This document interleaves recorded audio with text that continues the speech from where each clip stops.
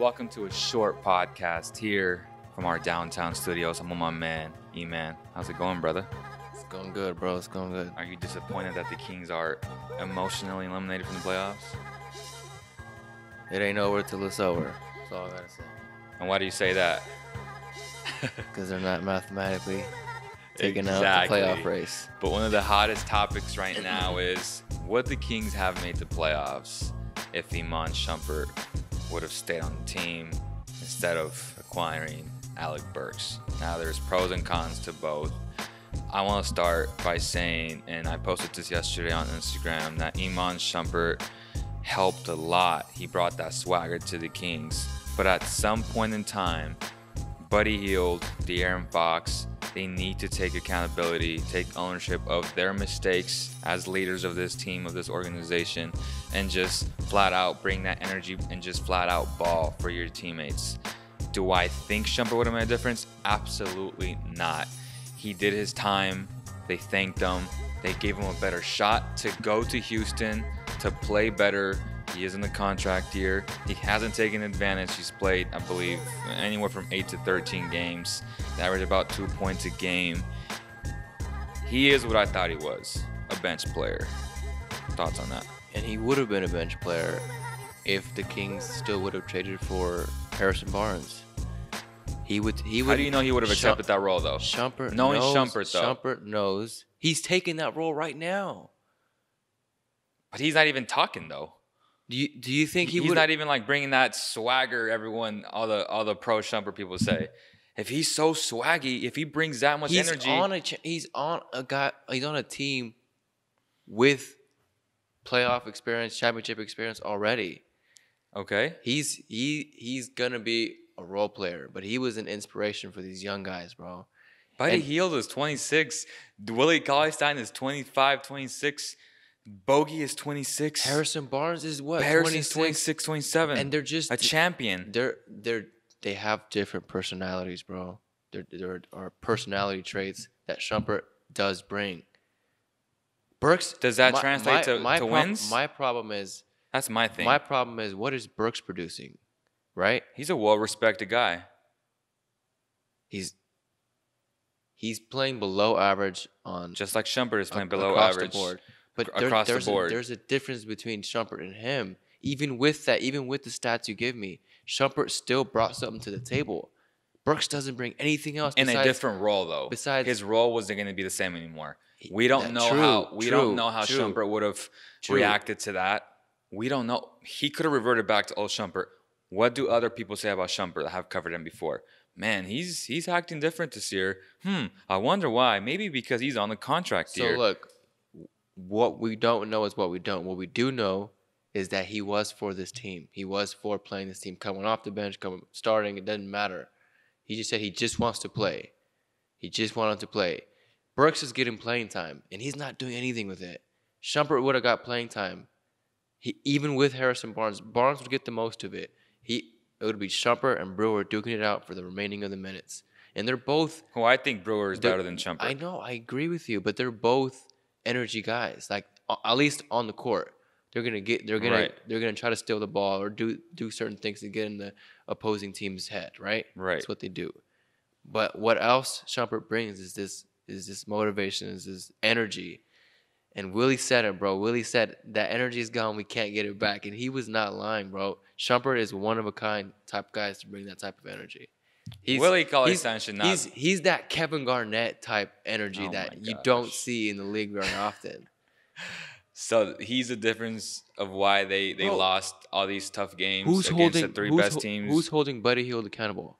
We saw it all the time. Shumpert would go at Buddy. He'd yell in his face, and Buddy would yell back at him. No one's doing that no more. No one's holding him. Is Harry Giles not that guy? Is Harry Giles not that dog that we all thought or that we think he is? He's a dog, but to a certain extent, bro.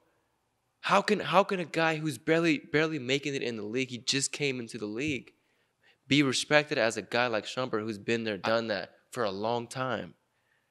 Well, context that he's been there, done that. Again, he's been on a championship team, but J.R. Smith was the guy, the role player on that team per se. That was a roster that just carried him. through the playoffs, and then to the championship. And when people history say he was has written. championship experience, it makes it sound like this dude was like one of the biggest reasons why. And if he would have been on the roster or not, they still would have won that championship. That's how unimportant he was to that I cannot roster. say yes or no to that. But what we can say Because is that the regular season, they needed him. They needed him throughout the regular season. He was there. He was part of that seeding. The seedings were favored towards them because they did good in the regular season. So are we not going to hold De'Aaron Fox, Buddy Hield accountable? All I'm saying is, what if they don't have that personality like you see in Shumpert? I feel like Buddy Hield and Harry Giles, they have those personalities. They do. And as they grow, the more respected they get, the more playoff experience, champion, whatever else they get, they will get more respected because they have the work ethic. Yes, they have that dog. Yes, now they just need that experience, bro. Give or take, was Shumpert a long-term solution for the Kings? And both you and I know this. Did the Kings want to sign him long-term? No. They didn't want to sign him long-term. No, they didn't. So what's the difference if they trade him now or if he would have remained with the Kings till the end of the season? Instead of Burks. In my opinion, this is just about Burks, bro. Burks doesn't do anything, and he's definitely not long-term. Oh, and he's not long-term. I get it. So At the end of the day, what you still could have the traded. Kings needed You still could have traded for Harrison Barnes. was their young players to step up. That's what this was all about.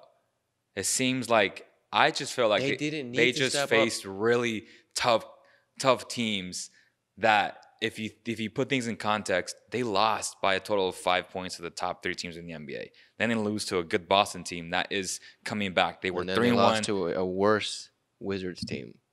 Okay, but the Kings had those games with your hype man all year long. Your hype man that couldn't play on back-to-backs. Your hype man that had too many thumb injuries. Your hype man that went into a locker room and wanted to fight Nurkic. Vlade doesn't like those guys. It's a culture thing. He doesn't like those guys. We're talking about a bench player. You do need. We're not talking about a guy that was productive. He was not productive for the Kings. You need those crazy guys. He was not productive. Bro. I've concluded you need those crazy guys. You have those guys. You need and those Buddy guys Hield, who brings it every night. Harry, who's that dog. You have to let these guys grow and groom themselves into that position. You can't rely on Shumpert, a bench player. You weren't after this season. You have 10 assistant coaches on there who are cheerleaders. After this season, you weren't going to have that, bro.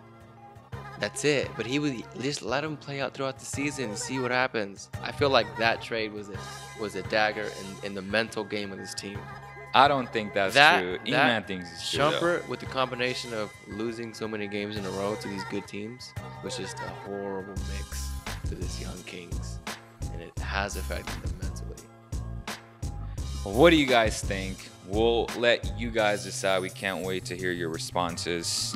If you guys haven't subscribed to our YouTube channel, to our iTunes account, Google Play, our entire audio podcast, make sure to do that. This episode was presented by Valley Tire Center. March 21st is AgFest. We'll be there with the kickoff show at 10 a.m. And then Brett Bejoy will be giving out 200 license plate Ag t-shirts for the first 200 people. That's an awesome thing, first time ever. And a lot of prizes, maybe some Kings tickets in there. We don't know yet. All you got to do is show up and enjoy free food. Sandra D's will be there as well. You know that's awesome food every year. Brett does it for the community. So other than that, thank you guys so much for watching, and we'll see you guys on the next one.